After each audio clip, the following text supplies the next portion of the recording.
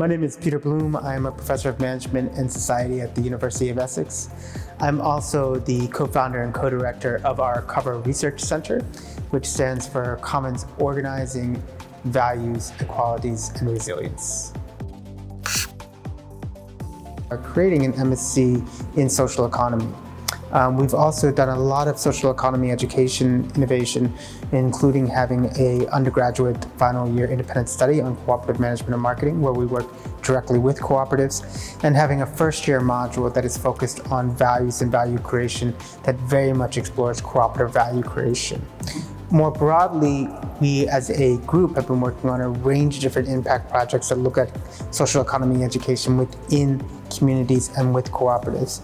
This includes things like the project that I've helped spearhead called Shared Futures, which has created an online social economy community platform for project creation, as well as a range of different programs that can be done within communities. And we're also developing new social economy technologies, including a video game that can be used to simulate the social economy for young people and community members, an online simulation of the social economy for people to meet and share ideas, as well as a range of other things like board games that can be used by students.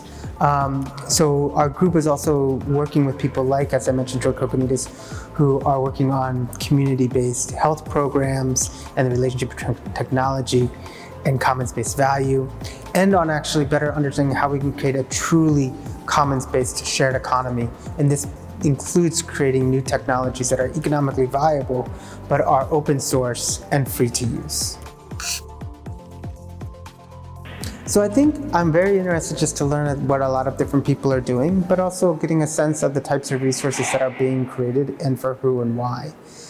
So my expectations are very high, and it's also just always interesting to learn. So I've been really excited about it.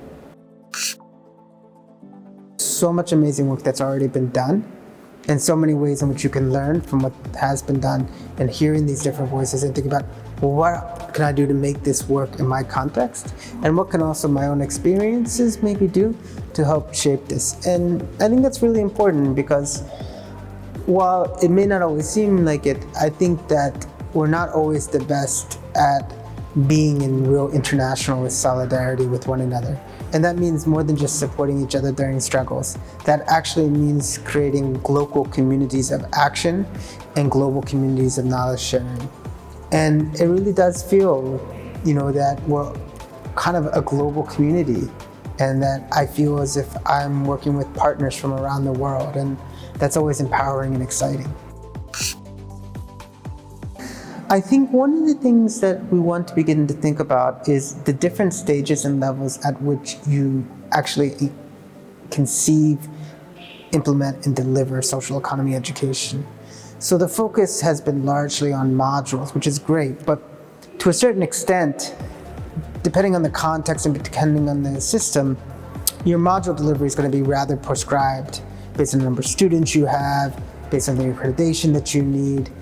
And a lot of the creativity and work comes at the program leadership stage. Also comes at the stage of institutional power, like heads of department. And these all have different places. So for instance, as head of department, being able, which I'm head of a major department at my university, the management and marketing group. Like, one of the key aspects that I would work on is being able to show how cooperative skills that we're developing here are very valuable to students and should be taught, or that cooperative value creation has a very strong impact that needs to be embedded not just within our specialist curriculum, but within our curriculum as a whole. I think program leads have a lot of ability to take some of this and say, okay, how would we actually gamify some of our education? How would we deal with the fact that we have different levels and skills of students? And these are very different questions than kind of nuts and bolts delivery in front of students, right? So I think that is something that we really want to begin thinking about, because as anyone who's created these types of programs can tell you, the module lead, so to speak, is only one person in a cooperative team. And thinking really hard about what the different levels are that make this possible. I think this event's been good because while it has been very module driven, and the first day we had someone who directly worked in terms of thinking about what would be an educational and public management partnership, which is really kind of the exciting points that I was saying earlier about showing why this is impactful, why this can create systemic transformation, and creating external partnerships that can lead entire programs and justify their funding. We also had a very good program lead of someone who actually is running MSc in social economy. So you did get that sense, and I think more of that is going to be really helpful because many of us are working at different levels with this.